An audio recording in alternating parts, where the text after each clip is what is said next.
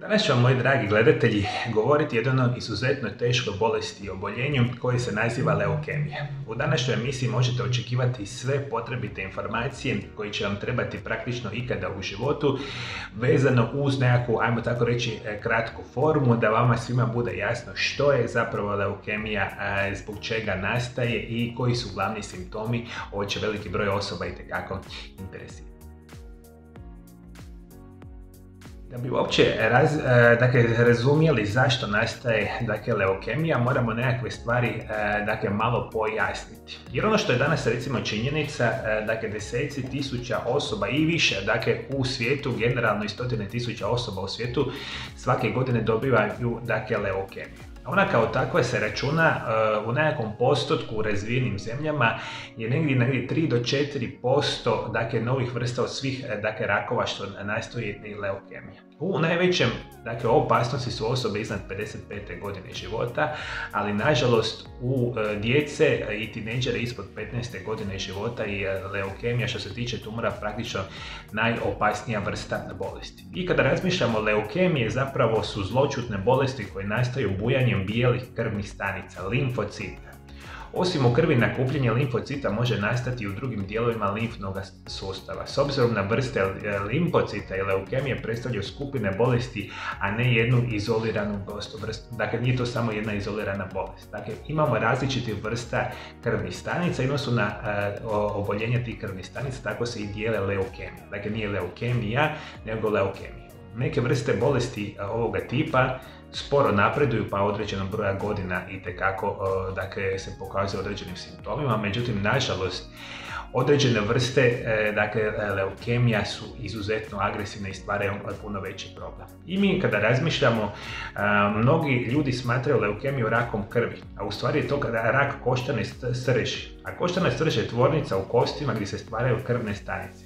I za bolje razumijevanje ove bolesti trebamo razumjeti što je zapravo krv. Krv se sastoji od krvnih stanica i plazme koja je tekući dio krvi, a plazma služi kao medij u kojem krvne stanice, inače mikroskopske veličine, su raspršene i koja pomaže u putovanju. Dakle, nama u krvi i putem krvotoka, krvne stanice koje se nastaju u samoj koštanoj srži, idu po cijelome našemu tijelu i organizmu i odrađuju svoje specifične posebne funkcije. I upravo kad razmišljamo šta je koštana srž, je spužasto tkivo koje ispunjava koštane šupljine. To su tvornice za proizvodnju krvnih stanica. Ta srž ispušta krvne stanice u krvotok kad su zrele i kad ih tijelo zatreba, a u zdravom tijelu koštana srž proizvodi 3 vrste krvnih stanica. One se nazivaju crvene krvna zrnca, bijela krvna zrnca i krvne pločice. I to ono što se događa, vi u koštanoj srži, proizvodite određene vrste stanica. Njih ima 3. Oni imaju nekakav normalan proces kada krenu nastajati, sazrijevaju i onda se ispuštaju u naš krvotok i odrađuju svu onu bitnu funkciju.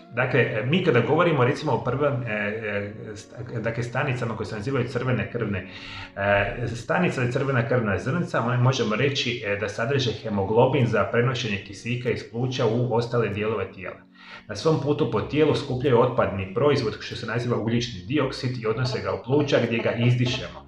Ako nemate dosta crvenih krvnih stanica, osoba se osjeća premorena i recimo slaba. I to je jako interesantno za reći, svi znamo što je zapravo anemija, a to je nedostatak crvenih krvnih stanica. I to je ono što se zapravo događa u našem organizmu i što je još recimo interesantno za reći. Crvene krvne stanice kao takve imaju vijek trajanja ili življenja negdje otprilike 4 mjeseca nakon toga odumiru. To je jako interesantno reći. Imamo crvene krvne stanice. Druga stvar što je jako bitno za reći, imamo nešto što se nazivaju bijela krvna zrnca, koji žive samo nekoliko dana. Bijela krvna zrnca se bore protiv infekcija, otklanjaju iz tijela mikrobe i klice i promijenjene i bolesne stanice našega tijela. Bijeli krvnih zrnaca ima nekoliko vrsta, nazivaju se neutrofili, eozinofili, bazinofili, monociti, limfociti, T limfociti i B limfociti, što je jako bitno za reći. I naravno postoji još nešto što se stvara u našoj koštanoj srži, a to se nazivaju krvne pločice. Šta one rade?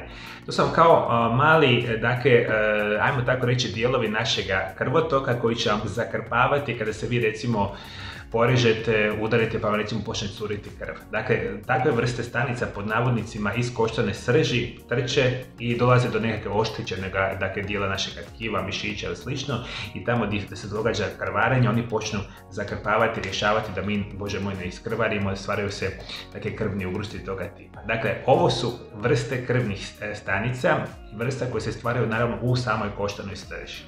I onda dolazimo do onoga jako interesantne perspektive. Zašto zapravo nastaje leukemija? Nažalost, praktično u 90% slučajeva uopće ne znamo koji je uzrok leukemije. I to je jedna od najgorih stvari što možemo ovako zamisliti, jednostavno se ne zna zbog čega se događa. Međutim, određene vrste situacije se ponavljaju i onda određene vrste osoba imaju veći rizik od nastanka same leukemije. Prije svega razmišljamo o genetskim čimbenicima, apsolutno radijaciji, određenim vrstama izloženosti kemikalijima i virusima. Specijalno jedan virus poznat kao HTLV virus ili ljudski T-stanični limfoproteidni virus tipa 1 koji je sličan virusu što uzrokuje AIDS. Ozbiljno se osumnjiči da je uzrok vrlo rijetke vrste leukemije u ljudi, leukemije odraslih T-stanica. Izloženosti zračenju nekim kemijskim spojevima kao što su benzen i upotreba nekih lijekova protiv raka povećavaju rizik od leukemije. Ljudi koji imaju neke genske poremećaje kao što su Downov sindrom i Fanconijev sindrom također su skloni u riziku od nastanka same leukemije. I iako moguće da neke od tih stvari ste vi već predispozicirani, ne znači da ćete i dobiti samu leukemiju, međutim ovo se pokazuje da je činjenica. U ovoj situaciji ste u većem riziku, nažalost rekli smo 90% slučajeva ne znate zapravo koji je uzrok. Međutim, kada se događaju određene vrste simptoma, mi njih imamo u specijalnim kategorijama. Nešto se događa puno češće i to ću vam sad malo kasnije nabrojati i imamo nešto što se događa puno rijeđe. I što se tiče od karakterističnih simptoma, ajmo tako reći da umor i bljedilo se događa u 86% slučajeva, temperatura u 61% slučajeva, krvarenja 48% slučajeva, bol u kostima 23%, povećani limfni čvorovi 50%, povećana jetra i slezena u 68%, ako je zahvaćen mozak, jutarnje glavobolje i povraćanje. Ono što možete očekivati, kontinuirano ćete imati ove karakteristične simptome. Umor, bljedilo, kronično, naravno povećani sami limfni čvorovi, možete imati česte i teške infekcije, nenamjerno mršavljenje, gubitak apetita, ponekad zbog volova u želucu ili osjećaja sitosti, crvene mrlje koje se razvijaju na koži, nazvanjem petehije, prekomjerno noćno znojavanje, bolovi u kostima, blijeda koža, osjećaj hladnoće, otežano disanje, oteklene na licu i rukama, sve to može ukazivati da određena vrsta osobe naravno ima samu leukemiju. Dakle, ajde molim vas vodite računa. Ovo su najbitnije informacije koje trebate znati o samoj leukemiji. A svi moji dragi gledatelji, ja se toplo nadam da vam se sviđaju moji video zapisi. I ukoliko je takva situacija, a još se niste pretplatili na moj kanal, bilo bi izvanredno lijepo od vas da podržite mene i moj rad i moj trud, tako da ćete se dole ispod video zapisa pretplatiti na moj kanal i kliknite na ikonu zvona. Iste sekunde postajete dio moje drage zajednice, mojih pratitelja i gledatelja iz cijeloga svijeta. Znate što bi još bilo recimo jako interesantno? Da ovaj video zapis se pokazuje još većem broju osoba.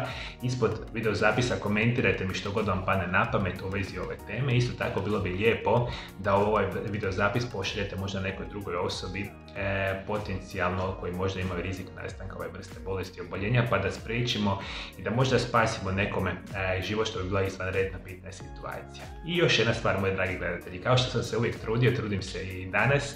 Ovdje pored mene, na ovom malom kvadratiću, prozorčiću, imate jedan izvrstan video zapis o izvanrednim prirodnim opcijama, liječenja samog raka. Ajde, molim vas, pogledajte ukoliko se interesira, pa da gledamo kako da spriječimo ovakve bolesti i oboljenja. A svi moji dragi gledatelji, hvala naravno što me pratite me i dalje. Vidit ćemo se u nekoj drugoj sljedećoj emisiji. Lijep pozdrav!